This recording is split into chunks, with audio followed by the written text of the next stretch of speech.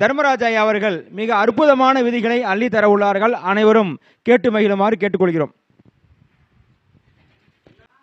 கடலுடைய நீர், கடல் நீர் வற்றினாலும், மேகத்தில் இருக்கின்ற மழை நீர் வற்றினாலும், என்னுடைய ஆசான் எம் கண்ணன் ஜோதிடர் அவர்களை என் நெஞ்சிலிருந்து ஒருபோதும் வற்றாது வற்றாது என்று சொல்லி என்னுடைய உரையை நான் துவங்குகிறேன். காலையிலிருந்து மாலையிலிருந்து கலப்புகளை ஆற்றி இலைப்பாரி கொண்டிருக்கின்ற என்னுடைய ஜோதிட மக்களுக்கு முதற்கண் நன்றியை நான் தெரிவித்துக் கொள்கின்றேன். இன்றைய கூட்டத்தில் 12ஆம் அப்படிங்கிறத நான் இப்போ உங்களுக்கு சொல்லித்தரகிறது, காசே இல்லாமலும் கணக்கே இல்லாமலும் தன்னுடைய வாயினுடைய திறமையை வைத்துக்கொண்டு பணத்தை எப்படியெல்லாம் சம்பாதிக்கலாம் என்ற வித்தையை உங்களுக்கு நான் அள்ளித்தரப் போகின்றேன். ஏனென்றால் காலம் கனிந்து விட்டது, காகிதமும் தீர்ந்து விட்டது. காலம் கனிந்து விட்டது, காகிதமும் தீர்ந்து விட்டது, காந்தியமும் தீர்ந்து விட்டது. புது புது காந்திகள் வந்து விட்டார்கள். ஆகவே உங்களுக்கு ஒரு சில நுட்பமான விதிகளை நான் சொல்லுகின்ற என்னுடைய உரையை நான் துவங்குகின்றேன். இன்று ஆய்வு கூட்டம் அப்படின்னு சொல்லக்கூடிய ஆய்வு கூட்டம் 12வது ஆய்வு கூட்டம். இந்த 12வது ஆய்வு கூட்டத்துக்கு நாம் எல்லாம் வளைந்திருக்கோம். இந்த 12வது இடம் அப்படின்னு சொல்லக்கூடிய இடம் அப்படிங்கிறது எந்த ஒரு ஜாதகம் ஐயா அவர்கள் இன்னைக்கு உணவு விலையிலே கொடுத்த தேநீர் விலை கொள்ளு கொடுத்தார். என்ன கொடுத்தார்? கொள்ளு கொடுத்தார். பாசி பயிர் கொடுப்பார், சுண்டல் கொடுப்பார். ஆகவே இப்ப கொள்ளு கொடுத்தார். கொள்ளு கொடுத்தால் எனக்கு லொல்லு அதிகமாக வந்து விட்டது, சொல்லும் அதிகமாக வந்துவிடும் என்பதை நான் உணர்த்துகிறேன்.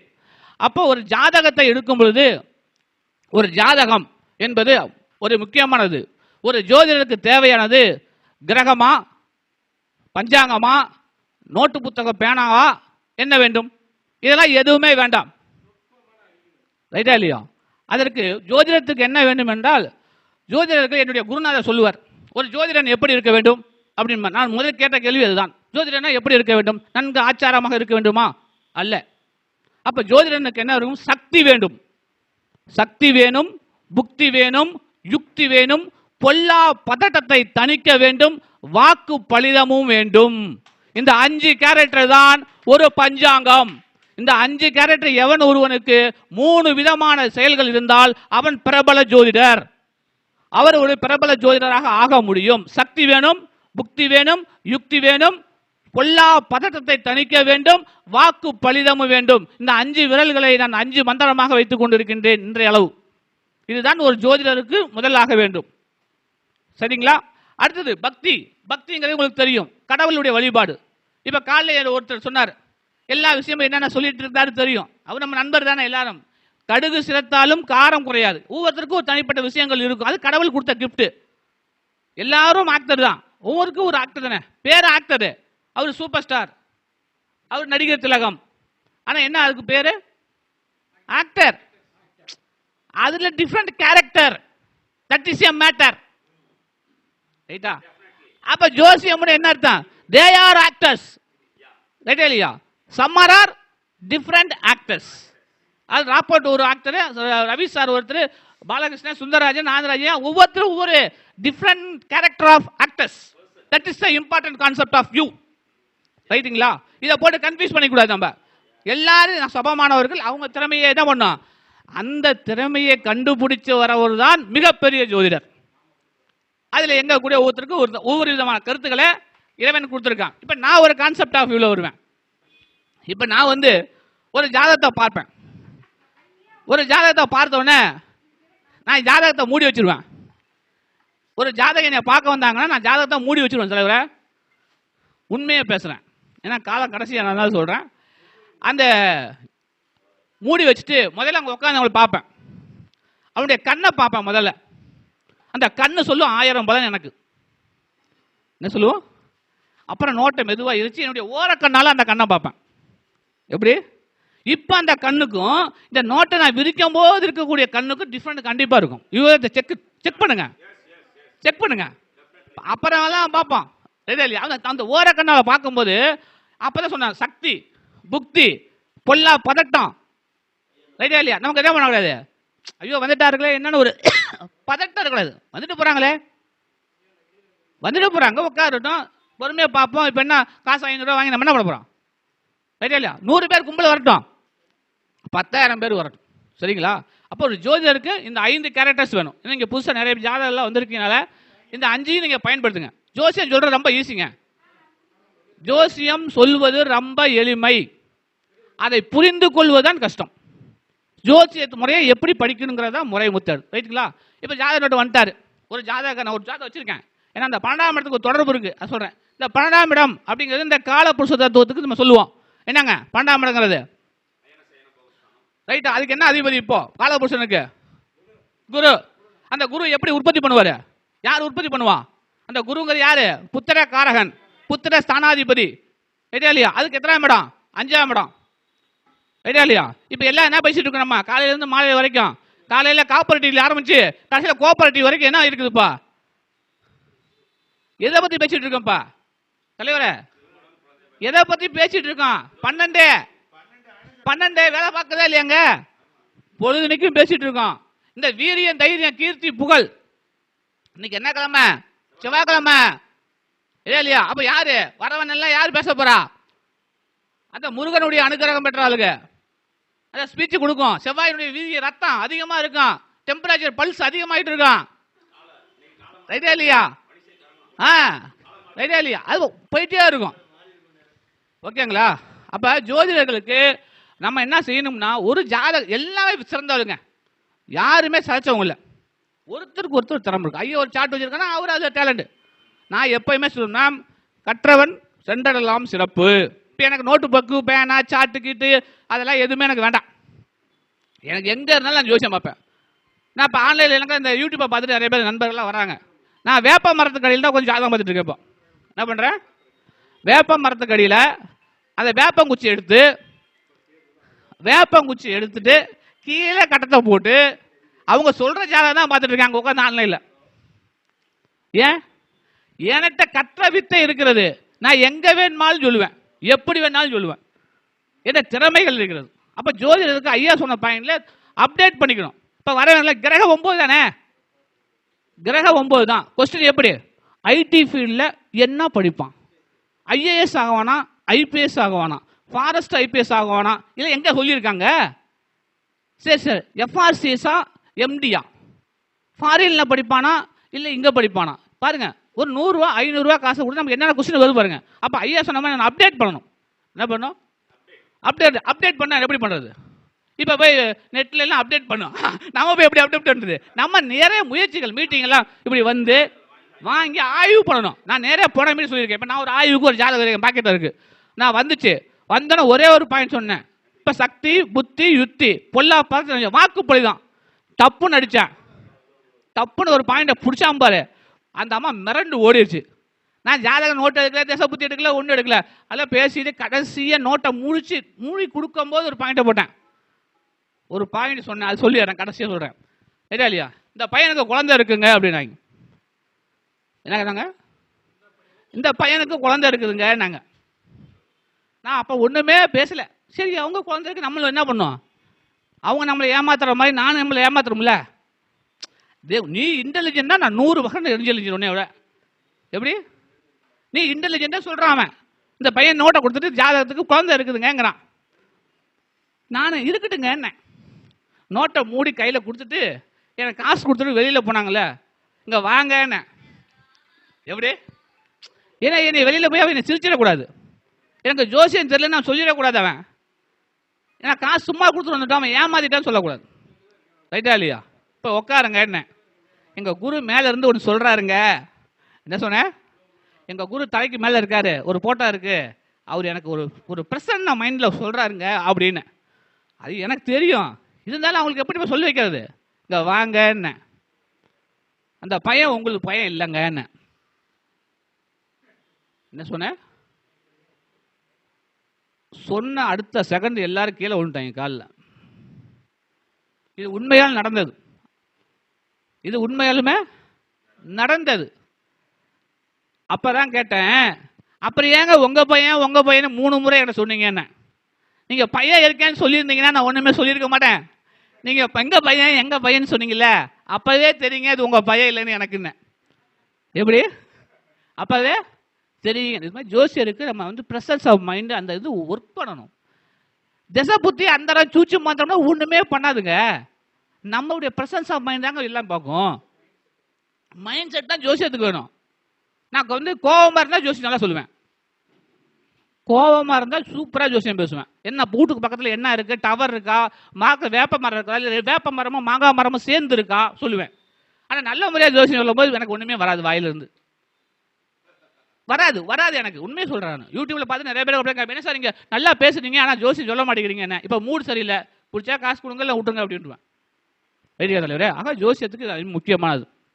அடுத்தது இந்த ப்ரெசன்ஸ் ஆஃப் மைண்டுக்கு ஒரு கதை ஒன்று சொன்னாங்க. இது படித்தேன், அது எங்கே இருந்துன்னு தெரியல, நெட்டில் படித்தேன். ஒரு குரு இருந்தார், ஒரு சிஷியர் இருந்தார். இந்த ப்ரெசன்ஸ் ஆஃப் மைண்டுக்கு சொல்கிறான்.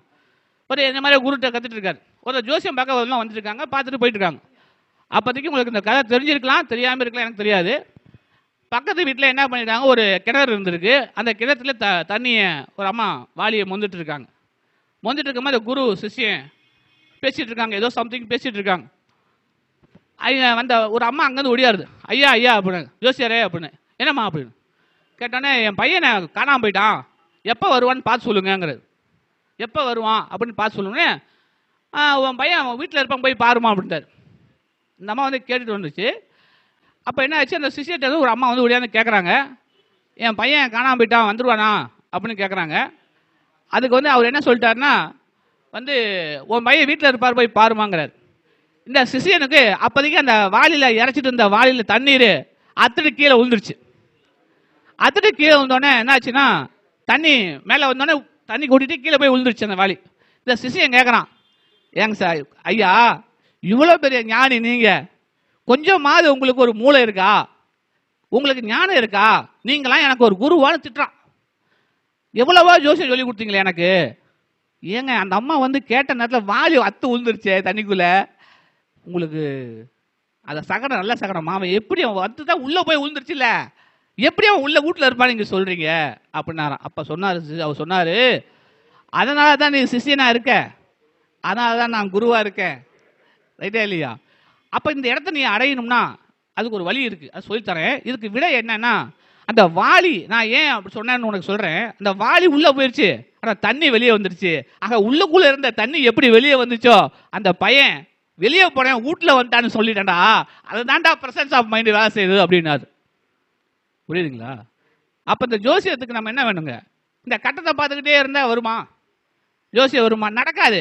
நீங்கள் இப்படி சொல்லி பாருங்களேன், நான் சொல்கிற மெத்தடில் வாங்களே, ஐடியா இல்லையா?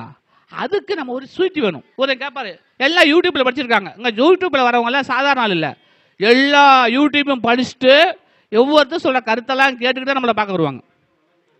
ரைட்டா இல்லைங்களா? அப்போ நம்ம என்ன இருக்கணும், எல்லா யூடியூப்பும் நம்மளும் பார்க்கணும், எல்லா யூடியூப்பும் நம்மளும் பேச. அதுதான் அப்டேட். எது அப்டேட்டு? அப்டேட் ஐயா சொன்னது என்னது, அந்த கேபிங்கிற விஷயத்தை சப்ளாடு தெரிஞ்சு வச்சுக்கணும். நம்ம பாரம்பரியத்தில் பார்க்க 4ஆம் பார்வை 8ஆம் பார்வைன்னு பார்த்துக்கணும். ஐயா சொன்ன மாதிரி காமத்திரிகுணம் 3 7 பார்த்துக்கணும். இதெல்லாம் அப்டேட்டாக இருக்கணும். அப்டேட்டாக இருந்தால் தான் நம்ம இந்த ஜோதிட உலகில் நீ காம்பீட் எங்கே போனாலும் ஜோசியருங்க. இந்த கரூரில் வந்து ஐயாவுக்கு தெரியும், எங்கள் ஐயாவும் நானும் இதெல்லாம் நடந்து போவோம், டீ குடிப்போம், அர்ச்சனை ஒருத்தங்க இருந்துச்சு, நாங்கள் குடிப்போம். இதோ உண்மை. நான் பழுத்து கிடப்பேன் இந்த இடத்துல உட்காந்து, எப்படா ஒரு பலன் சொல்லுவார்னு இருந்தேன். இப்போ இவர் சொன்ன கான்செப்ட் தான், இவர் சொன்ன கான்செப்ட் தான். இந்த 3ஆம் இடத்துல வந்து கேது சாரை வாங்கினா அவனுக்கு வந்து வீரியம் குறைவாக தான் இருக்கும். வீரியம் இல்லைன்னு அர்த்தம் இல்லை. ஆனால் சுக்கிரனோட சேர்ந்தால், சுக்கிரனோட சனி பார்த்தால் அவன் வீரியத்தை வீணாக்கி வைத்திருப்பான். இது உண்மை, இல்லைன்னு சொல்லக்கூடாது, அழிக்க வந்துடுவான். அவன் தவறான வழிக்கு போயிருப்பான். அப்ப அந்த ஜாதகத்தை நம்ம என்ன பண்ணக்கூடாது, அப்ப அந்த ஜாதகத்தை எப்படி சேர்க்கறது? இப்போ அவனுக்கு கல்யாணமே இல்லையா, குழந்தைய பிறக்கும், அதுக்குண்டான கிரக அமைப்போட தான் சேர்க்கணும். ஐயா ஒரு சாதகம் சொல்லி ப்ரூஃப் பண்ணியிருக்கேன். ஐயா ஒருத்தர் சொன்னார், இவர் ஒரு எனக்கு அப்போ அறிமுகம் இல்லை, அவர் ஒரே கூட்டத்தில் சந்திச்சார். இவர் எனக்கு ஒரு ஜாதகத்தை அனுப்புறாரு. இவர் பார்த்து ஒரு ஜாதகத்தை வேண்டான்னு சொல்லிட்டாரு. எனக்கு அறிமுகம் இல்லை இவர். அப்போ முதல் கூட்டத்தான் இருந்தார். தலைவரே அப்படின்னாரு. என்ன தலைவரே, ஒரு ஜாதகத்தை 2 அனுப்பியிருக்கேன், அது பொருத்தம் பாருங்கன்னாரு. என் மனசுக்கு சரியில்லை தலைவரே, அதான் சொல்லிட்டேன் அப்படின்னாரு. எனக்கு அப்போ பழக்கம் இல்லை ஐயா சொன்னது. 2 செகண்ட் தான் இருக்கும். தலைவரே இது மேடை ஏறி நிற்கும் கல்யாணம், வேறு எதுவுமே இல்லை, மேடை ஏறி கல்யாணம் நிற்கும்னே. சரிங்க நானும் தெரிஞ்சவங்க தான், நான் கொஞ்சம் சொல்லிட்டேன் அப்படின்னாரு. கடவுள் தீர்ப்பு எழுதிட்டாரு, நீ நானும் மாற்றவா முடியும் அப்படின்னு. போன வாரம் தான் ஒரு பக்கம் திருச்சியிலேருந்து வந்துட்டு இருந்தேன். தலைவரே அப்படின்னாரு. என்ன தலைவரே, வேற எதுவும் கேட்க போறாரா அப்படின்னு பஸ்ஸில் உட்காந்து கேட்டால் சொல்கிறாரு, நீங்கள் சொன்னதும் நான் சொன்னதும் சரி, அப்போ காப்பி வாங்கி கொடுங்கன்னாரு. இப்போ டீ வாங்கி கொடுக்குறாரு. இல்லை, நடந்த உண்மை. ரைட்டுங்களா? அப்போ கடவுள் நமக்கு நல்ல பிரபஞ்சம் கொடுப்பான். நல்ல பிரபஞ்சத்தை நம்ம கொடுக்கக்கூடிய ஒரு வாய்ப்பை இறைவன் நம்ம கொடுப்பான். இப்போ ஒரு அந்த ஜாதகத்தை நான் சொல்கிறேன். நான் ஆய்வுக்கு எடுத்துக்கிட்ட ஜாதகத்தை. அது வந்து மகர லக்னம். அதுங்க போட்டுங்க, மகர லக்னம். மகர லக்னத்துக்கு இந்த இடத்துல 6ல் சூரியன் செவ்வாய் எழுதி போட்டுங்களா? அது இப்போ செல்லில் வர படம் பிடிச்சி வச்சிருந்தேன். மகர லக்னம், சூரியன், செவ்வாய், சுக்கிரன், சனி,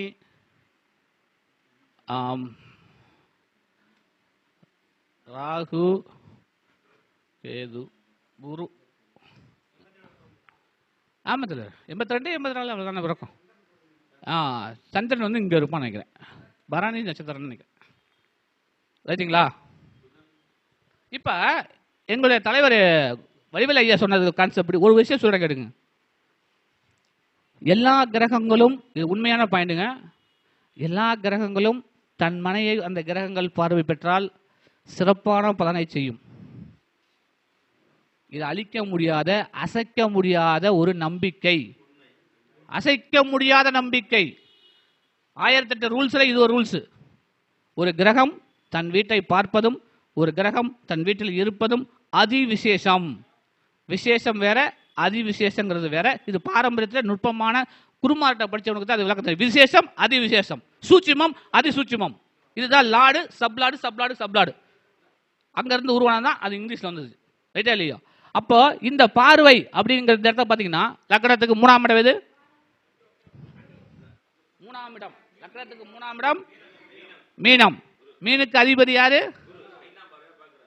பார்க்குறாரு. எந்த பார்வையை பார்க்குறாரு? ரைட்டு. இப்போ இந்த ஜாதகத்துக்கு சூரியனுடன் செவ்வாய் சேர்ந்துருக்கு. சூரியனுடன் செவ்வாய். இந்த லக்னத்துக்கு 5 கூடையவன் எங்க இருக்குது? ராகு. 5ல் யார் இருக்கா? ராகு இருக்கான். 5ஆம் இடம் என்னது? ஒழுக்கம், உயர்கல்வி ஸ்தானம். ஒழுக்கம், உயர்கல்வி ஸ்தானம். ரைட்டா இல்லையா? அப்போ ஒழுக்கம், உயர்கல்வி ஸ்தானத்தில் ஒழுக்கம் இருந்தால் உயர்கல்வி இருக்காது, உயர்கல்வி இருந்தால் ஒழுக்கம் இருக்காது. Definitely I will true that. 5ல் Rahu இருந்தால் ஒன்னே தான் டிகிரி படிச்சா ஒழுக்கம் இருக்காது, ஒழுக்கம் இருந்தால் டிகிரி இருக்காது. ஸ்கூல்ல இருந்து பிள்ளைங்களாம் இந்த மாதிரி தப்பான வேலைக்கு போச்சுன்னா அது 5ல் ராகு இருக்கும். செக் பண்ணி பாருங்க. ஸ்கூல்ல இருந்து முடிஞ்சிருக்கும். அந்த குருக்கு ராகுக்கு வந்து 18 வருஷம். காலேஜ் எப்போ சேருவான்? 17 முடிஞ்சு 18ல் போவோம். புரியுதா இல்லையா? 10ஆவதுக்கு 5 வயசு, அதுக்கு 2 வருஷம், 17 வயசில் முடிச்சு 17 18ல் போவோம். 18லேருந்து 21 வயசுக்குள்ள என்ன ஆகும்? அந்த காதல் வந்துடும். திசை வந்தா செஞ்சிடும். திசா புத்தி இருக்கணும்ல, வரணும். அது அப்படி தானே வரும். அது அப்படி தான் போயிருக்கும். கரெக்டாக அந்த பொண்ணை பார்த்தீங்கன்னா கரெக்டாக ராகு இதில் பிறந்திருக்கும், சித்திரையில் பிறந்திருக்கும், இல்லை அஸ்தத்தில் பிறந்திருக்கும். இல்லை, பொதுவான கருத்து. இந்த பொண்ணுக்கு இல்லை, படிப்பு இல்லை. இந்த பொண்ணுக்கு படிப்பு இல்லை, 8வது வரைக்கும் தான் படிச்சிருக்கு. சரியா இல்லையா? அப்போ இந்த ஜாதகத்துக்கு 5 கூடையவனும் இந்த லக்னத்துக்கு 10 கூடையவனும் போய் 8ஆம் இடங்கிறது என்னதுங்க? 8ஆம் இடங்கிறது என்னது? மாங்கல்ய ஸ்தானம். என்னது? 8ல் போய் யார் இருக்காங்க? அப்போ நிற்குமா? மாங்கல்யம் நிற்குமா? நிற்காது. குழந்தையா இருக்காது.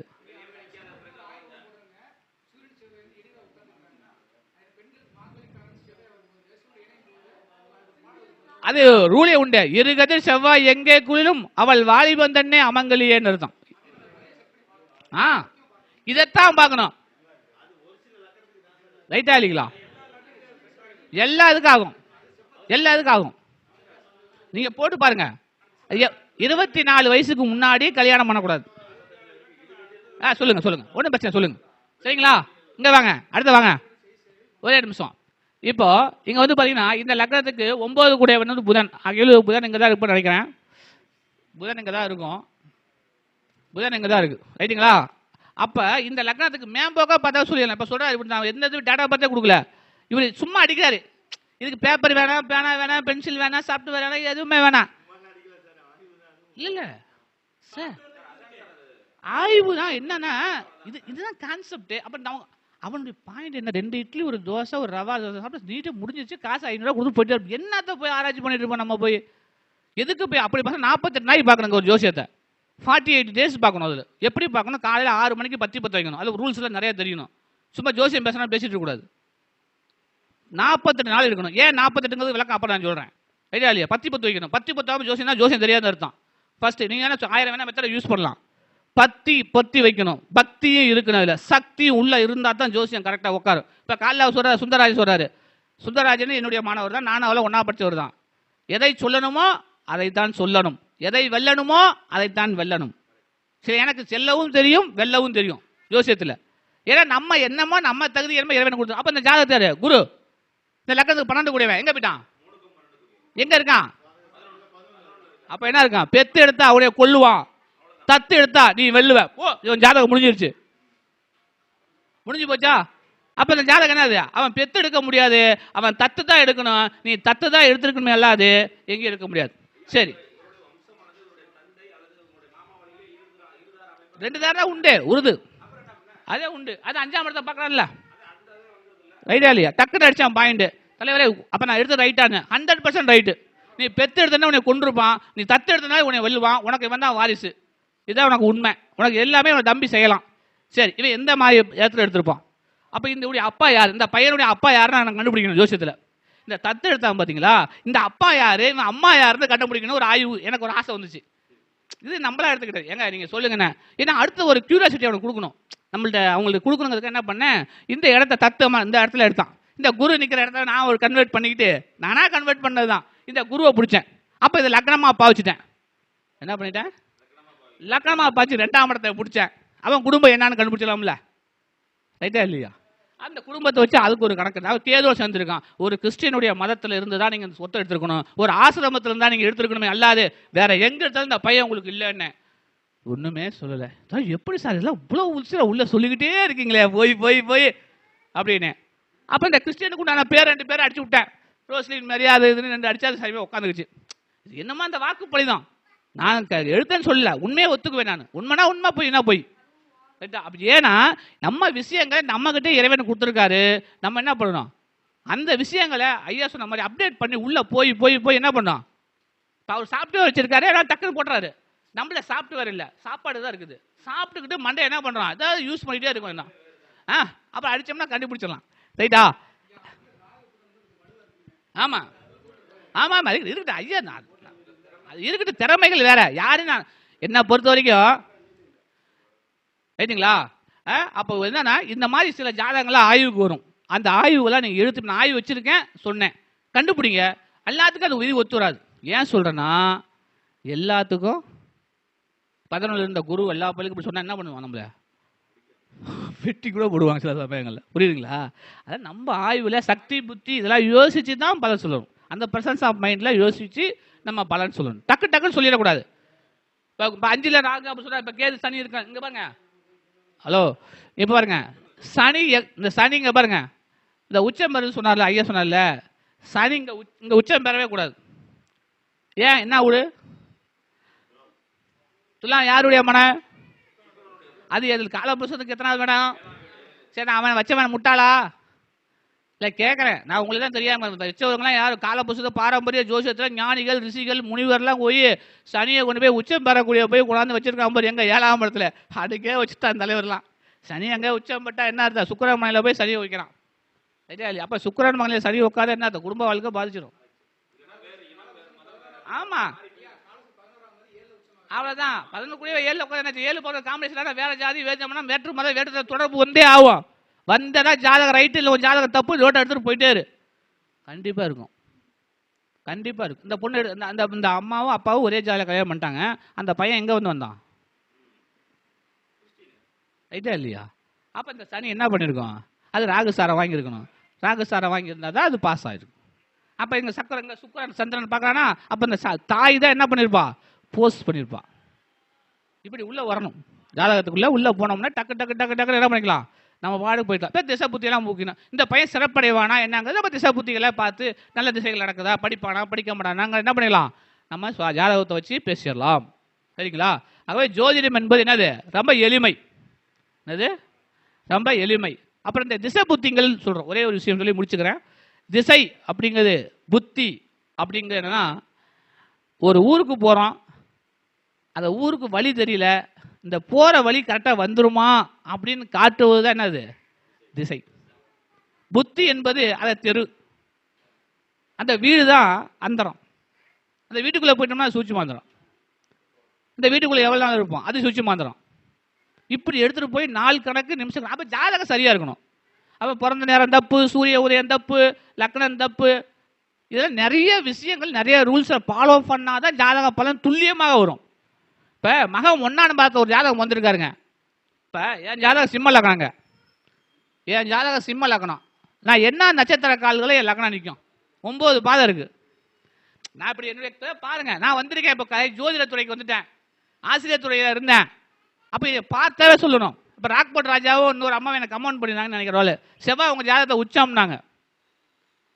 ஒரு அம்மா சொல்லிருந்துச்சு, திருச்சியில் தான் ஒரு அம்மா பேர் என்னமோ ஒரு பேர் பண்ணி எனக்கு கமெண்டில் போட்டுருந்தாங்க. சிம்மா மகேஸ்வரியா ஒரு அம்மா கொடுத்துச்சு கமெண்டில். செவ்வாய் உச்சம் பண்ணுறது பார்த்து பேசுங்க வாத்தியார அப்படின்னு எனக்கு கமெண்ட் கொடுத்துச்சு ஒரு அம்மா. சரி பரவாயில்ல, அதுதான் நுட்பம், நான் அதை பாராட்டுறேன். இனி யாருன்னு அந்த சும்மா பார்த்துருக்கு, என்னுடைய பேச்சை பார்த்துருக்கு, அப்போ என் ஜாதக செவ்வாய் உச்சமாக இருக்குது அப்படின்னு ஒரு அப்டேட் பண்ணுது, அதுதான் அப்டேட். அப்போ ஒரு ஜாதகரை பார்த்தாலும் இந்த இப்படி சொன்னால் இப்படி நடக்கும், புரியுங்களா? இந்த மாதிரி யாருக்கு வருவான்? பேசிக்கிட்டு பார்த்துக்கிட்டு ஜாதகங்களை ஆய்வு பண்ணுங்க, எழுதி வைங்க. ஐயா வந்து எழுதினார், ரொம்ப வரவேற்பத்தக்கது. அவரை பொறுத்த வரைக்கும் ராக்கெட் ராஜா எழுதுறாரு. எனக்கே ஒரு ஒரு ஒரு கில்ட்டி ஃபீலிங் வந்துருச்சு. ஏன்னா நம்ம ஒரு பேப்பர் பேல எடுத்து எழுதலையே, நம்ம அவ்வளோ புத்திசாலியா? No no no. கலைமகளே இன்னும் கையில் புத்தகம் வந்து படித்து கொண்டிருக்கின்றார். நான் படித்து இன்னும் முடிக்கவில்லை என்பதை நான் தெளிவாக சொல்கிறேன். 10 ஏதோ பட்டதை உணர்த்தி கொண்டு வயிற்றுக்கு வழி சொல்லி கொண்டு இருக்கின்றேன். இதுதான் உண்மை. அதனால்தான் கலைமகள் கையிலே புத்தகத்தை திறந்து வைத்திருக்கிறார்கள், மூடி வைத்திருக்கவில்லை. என்ன அர்த்தம்? கலைமகளுக்கே இன்னும் தெரியாத பல விஷயங்கள் பூலோகத்தில் இருக்கின்றன. அதனால்தான் அவள் திறந்து வைத்திருக்கின்றாள். அவரை கற்றறிந்தவர் யாரும் உலகத்தில் இன்னும் முழுமை பெறவில்லை. இதுதான் ஞானிகள் சொன்ன வாக்குகள், இதுதான் உண்மை. சும்மா நாய் படிச்சுட்டு பேசக்கூடாது, புரியுங்களா? எல்லாமே இந்த யூடியூப்ல பார்த்து படிச்சுக்கிறது, கொஸ்டினை கேட்டுக்கிறது. கொஸ்டின் கேட்கறதுக்கு ஒரு நியாயம் இருக்கணும், ஒரு தர்மம் இருக்கணும். அதை எப்படி கேட்கணும்? நான் எல்லா காலும் அட்டன் பண்ணுவேன். கொஸ்டின்ஸ்லாம் பார்த்தீங்கன்னா ரொம்ப இருக்கிறது கேட்கணும். அதெல்லாம் நியாயமாக கேளுங்க, கரெக்டாக பதில். எல்லாம் ஓசிலே நிறைய ஜாதகம் சொல்லியிருக்கேன். காசு எனக்கு வேணாம். இல்லை சார் அப்பாயின்மெண்ட் வாங்க தான் பணம் கட்டணுமே, அதெல்லாம் எனக்கு வேணாங்கிறேன். அவனை பணம் வந்து பிரச்சனை இல்லை, நியாயமான கேள்வி கேட்டாங்கன்னா பதில் சொல்லும். ரைட்டா தலைவரே?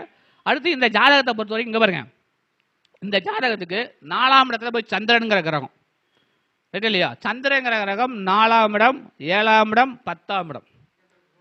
தோஷமா இல்லையா? ரைட்டா இல்லையா? அப்போ சந்திரன் கெட்டது.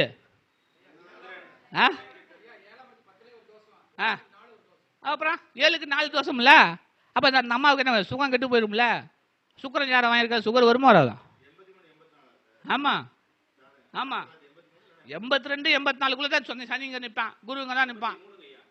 83 82 83 ரைட்டா இல்லையா? ஸோ அவ்வளோதான். இதுதான் நம்ம ஆயாச்சு பாரம்பரியத்தில். பாரு, டேட் ஆஃப் பர்த்தே இல்லை, அடிக்கணும், பட்டு பட்டு பட்டுன்னு அடிக்கணும். இப்போ வயசு பார்த்தா ஆச்சு 3 12 36 36 37 38 39 40 41 42 முடிஞ்சு போச்சா? 42 வயசு மாதம் 4 தசை புத்தி டக்கு டக்குன்னு உள்ளே போவேன். நான் அதான் என்ன சொல்லி தரவே இல்லை. நம்ம சிஷியனா வந்தால் சொல்லிக் கொடுக்கலாம், உங்களுக்கு தான் சொல்லிக் கொடுக்கணுமா?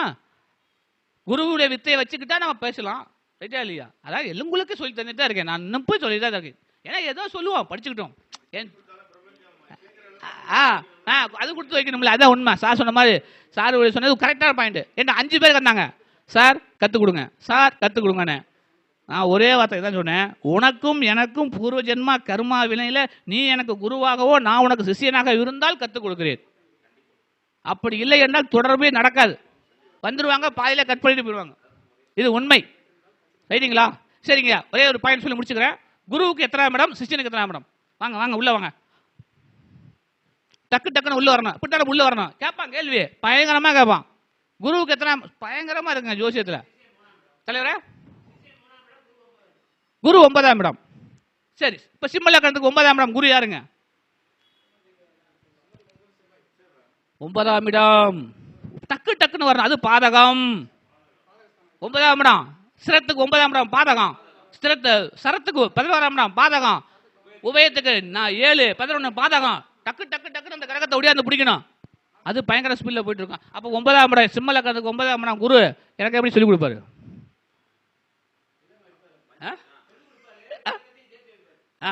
ஏதோ ஒன்று பண்ணுவார்ல, பாதகத்தை பண்ணுவார்ல. இல்ல இல்ல குரு இல்ல, குரு இல்ல. சிம்ம லக்னத்துக்கு 4க்கு 9 கூட செவ்வாய்.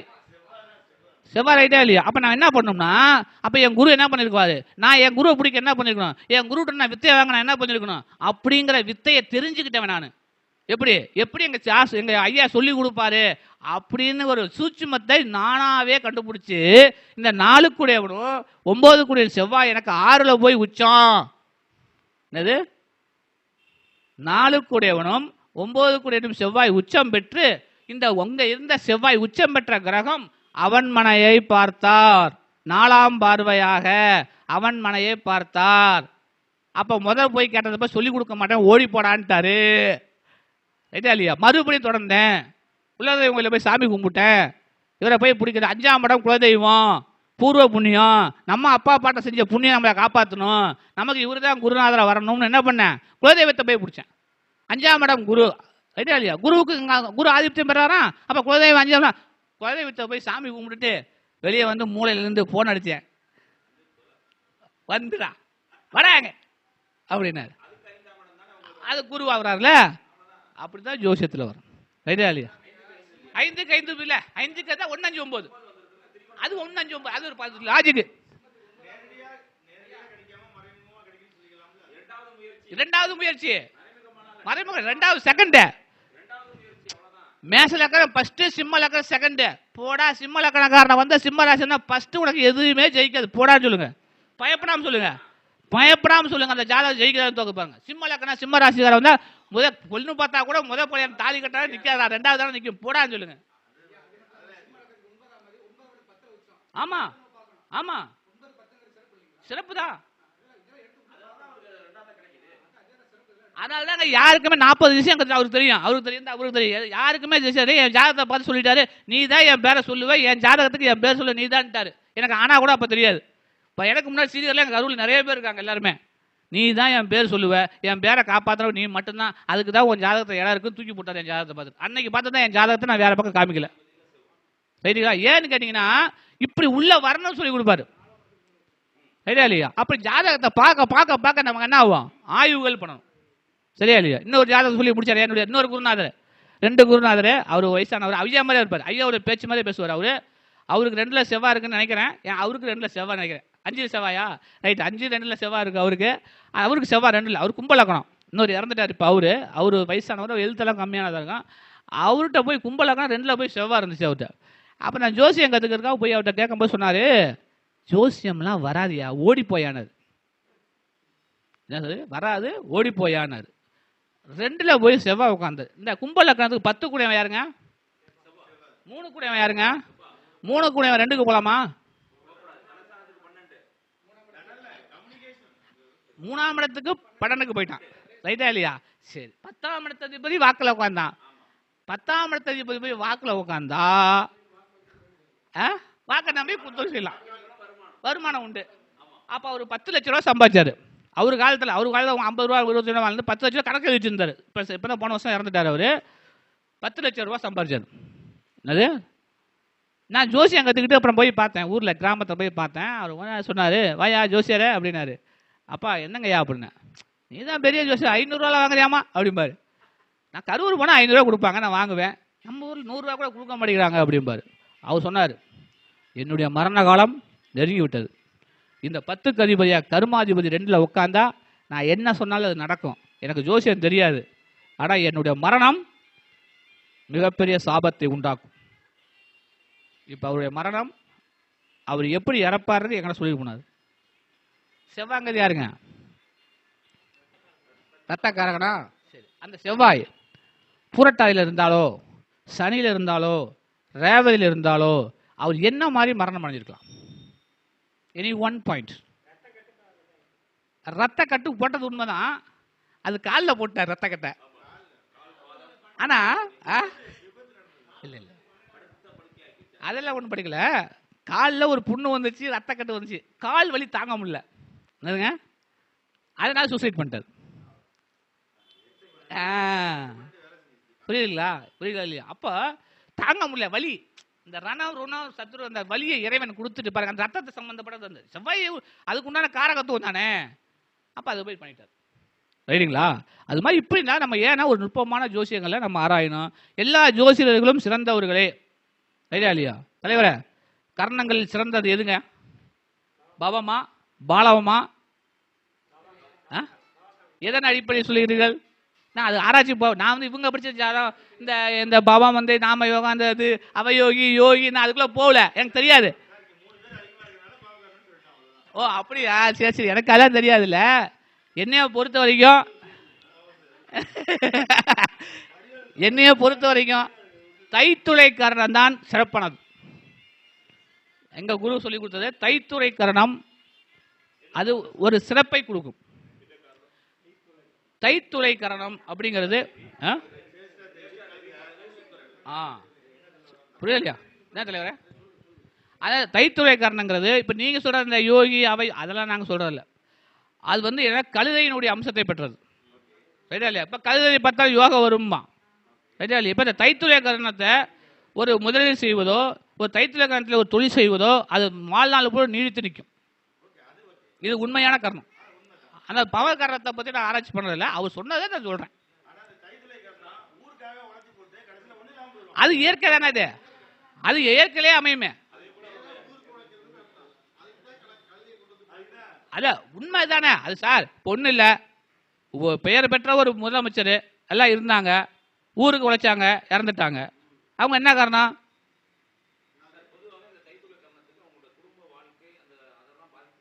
சார் எல்லா ஜாதகத்தையும் ஒரு பயஸ் இருக்கு சார். எல்லா ஜாதகம் இப்ப சிங்கத்தில் இல்லையா, பவத்தில் இல்லையா? பவகாரணம் எல்லாருமே இருப்பாங்களா? பவம்னா என்னங்க? சிங்கம் எங்க இருக்குங்க? அப்ப பவகாரணத்தை பிறந்தா அவன் எப்படி ஊரோட ஒட்டி வாழ்வானா? அப்படி இருந்தா அவன் பவகாரணமே தப்புங்க. அது 100% அடிச்சு பேசுவேன். ஊரோடு ஒட்டி வாழாதவன் பல கற்றும் கல்லாதவனுக்கு சமம் என்றால் பவகாரணத்தை சார்ந்தவர்கள் என்பதை ஆணித்தரமாக அடித்து பேசுவேன் நான். பவம் என்ற ஒரு ஹெட்டு தலைமைத்துவம், அவங்க தலைமைத்துவம் ஒதுங்கி போய் இருப்பாங்க. அவன்தான் அதோட பாயிண்ட். சூரியன் முடிஞ்சு போச்சு. சூரியன் இல்லாம இல்ல, சூரியன் வந்து முக்கியமானது. சூரியன் வந்து சந்திரன் ஆயிட முடியாது. ஓகேங்களா? இதான் வந்து என்னுடைய இந்த ஜோதிட ஆய்வுகளுக்கு வாருங்கள் வளர்வோம். நம்மளுடைய நண்பர் இவர் வந்து இவரை பத்தி சொல்லணும்னா என்ன கேட்டீங்கன்னா, இவர் வந்து பவ காரணம் தான். பிறந்தது பவம், வாழ்ந்து கொண்டிருப்பதெல்லாம் தைத்துளை. ரைட்டா இல்லையா? வாழ்ந்து கொண்டிருப்பதெல்லாம் தைத்துளை. தைத்துளை தைத்துளை நான் தைத்துளை இல்லை, பவம். ரைட்டா? அதுபோல ஐயா அவர்கள் வந்து சிறப்பாக எனக்கு உண்மையிலுமே இந்த 12வது மீட்டிங்கை அற்புதமாக பிடிச்சிருக்கு. என்ன கேட்டிங்கன்னா, காலையில் வந்தேன், என்னுடைய நம்பர் கூட 30, நான் கடைசியாக கழுத்து போட 30 நபர்கள் வந்திருக்காங்க. இவ்வளோ தூரம் நம்ம நண்பர் நாங்கள் 4 பேர் தான் இருப்போம். 2-3 மீட்டிங்கில் எல்லாம் நம்ம நீங்களாம் புதுசாக வந்ததுனால இந்த ஐயா அம்மாலாம் ஊருக்கு போவாங்க. ரொம்ப ஒரு சிறப்பாக இருக்குது. இல்லை சிறப்பாக இருந்தேன். எனக்கே நான் ஊருக்கு போயிட்டு திருப்பி வந்துட்டேன். வீட்டுக்கு போயிட்டு கூட திருப்பி ரிட்டர்ன் பண்ணி நான் கடைசியாக பேசிக்கிறேன்ட்டேன். ஏன்னா எல்லாருமே சிறப்பாக பேசுகிறாங்க. இப்போ நான் மிடில் வருவோம், இல்லாமல் நாங்கள் சுந்தரராஜனுக்கு அப்புறம் நான் வருவேன், அவருக்கு அப்புறம் வருவார், இல்லை சாப்பிட்டு இப்படி கிளம்பிடுவோம். இப்போ இந்த வாட்டி பார்த்தீங்கன்னா நான் நிறைவாக வந்துக்கிறேன். மன நிறைவாக இருக்குது. எதுக்கு சொன்னேன்? மன நிறைவாக இருக்கிறதுனால தான் நான் சொன்னேன் நான் நிறைவாக பேசிக்கிறேன் அப்படின்னு உங்கள்ட்ட அப்ளிகேஷன் சொல்லி இந்த நிறைவாக இருக்கிறத நானும் நிறைவு பண்ணி நிறைவாக பேசி நிறைவடைகிறேன் என்று சொல்லி பி. தர்மராஜ் ஜோதிடர், MSc MAd.